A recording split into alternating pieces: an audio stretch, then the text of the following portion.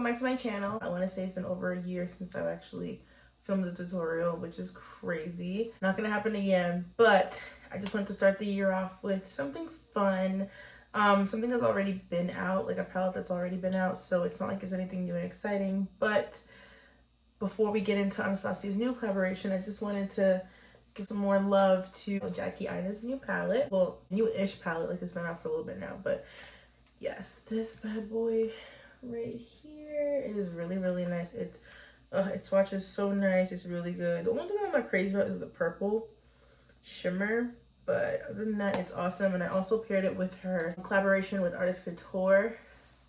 You guys remember this guy right here? Yeah, this one was so good. This is the look that I created with this palette. I hope you guys enjoy it. If you guys want to see more looks with this palette, let me know. But if you guys want to see how I got this tutorial, please continue watching. Alright guys, please excuse my intro. I'm slowly trying to get used to doing it. I felt so awkward, but at least I did film a sit-down intro. Alright, so we're going to get right into it. We're going to go into Ginger in the Jackie Aina palette, and we're going to just use that as a transition.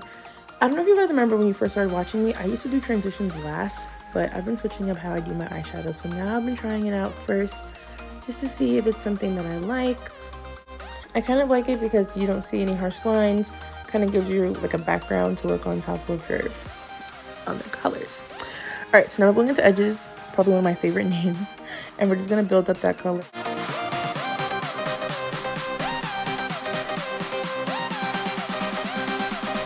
So next we're gonna go in with that shade Pinker, and I'm just gonna do the same thing, but I just want to deepen up the transition and the crease there a little bit.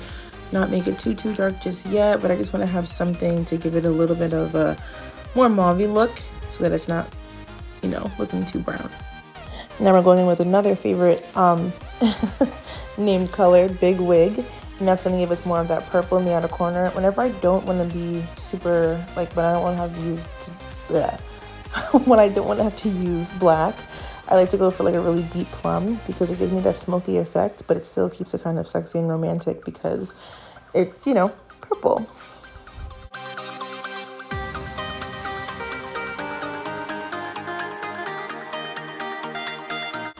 Alright, so now here I'm just intensifying that purple. Just kind of really want to make it, it's weird because I want to make it smoky, but I don't want it to I don't want it to be black. So I'm just trying to make it as dark as I can and as smoky as I can with just that color.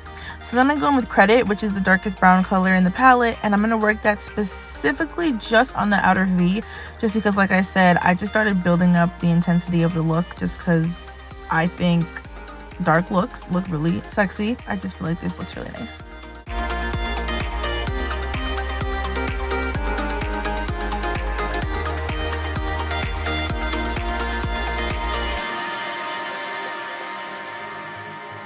So now I'm just showing a little bit of ginger that I picked up on my brush, just enough so I can kind of sweep it up into the transition area. One of the biggest things that I want to change on my shadow, I felt like I had a really big gap between the crease and then my brow, so I wanted to change that. So now I'm going into Shookington, which is that purple shimmer shade. I love this palette, but for some reason this color was not cooperating with me. I don't know why, I feel like it was fading out. So then I went into Lituation, which is that more of a like brassy type of brownish color, and tried to build that up.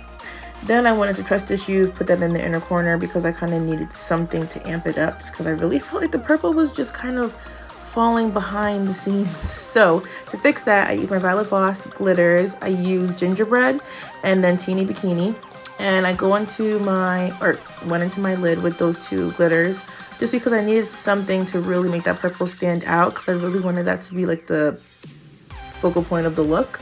So I just wanted something to kind of aid, you know, that wow. Then I just took a cotton round with a little bit of a toner on it, and I just kind of swipe off that area so that there's no fallout. Then I'm going with my favorite Sephora Precision Liner, and this is the brush tip, guys. I don't know why there's a big difference for me between the felt tip and the brush tip. The brush tip is my favorite. It has replaced my NYC liquid liner that's been discontinued, RIP, but yeah, this one is really, really good. So I didn't want to do a wing. I wanted to just smoke out the liner. So I went into Credit and I kind of just intensified the liner at the end so that I'm not using black, but still was really smoky.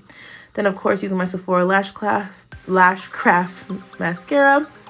And then I'm going into my bestie. These are my bestie Alberta's lashes. They are amazing. And these have been used so many times, guys. Look at them. I'm just trying to show them off so you can see how amazing they look. Boom, done. And oh, here my boyfriend walks in. I heard the door open. I'm such a paranoid person, so every little sound that I hear, I'm always like checking for it. So you guys can see I have all my foundation on, my concealer powder, all that is done. So now I'm just gonna go into the bottom eyeshadow.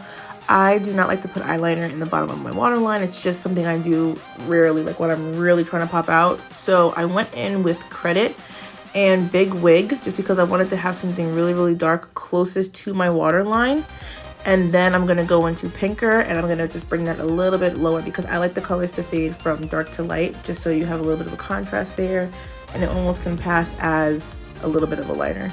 I don't know if you guys heard that. My brother just turned on Netflix. All right, so then I'm just going in with a little bit of ginger just because I literally just want to make sure that it has a nice gradient effect all the way through. And then same Sephora Lashcraft mascara. I coat my bottom lashes like crazy. Then I'm going into this. I love this. This is the Fenty Kilowatt Foil. I use the Sandcastle highlight 24/7, and that's what I put in my inner corners. Ooh, boom. And this is the finished look, guys. You guys, that's it for this tutorial. I hope that you guys enjoyed it. If you did, please give me a big thumbs up and comment down below. Just let me know what you want to see next. I feel like at this point, people are going to say, like, put a foundation routine up because I've never done it before. So please don't forget to subscribe and then leave me any comments. And I will see you guys in the next one.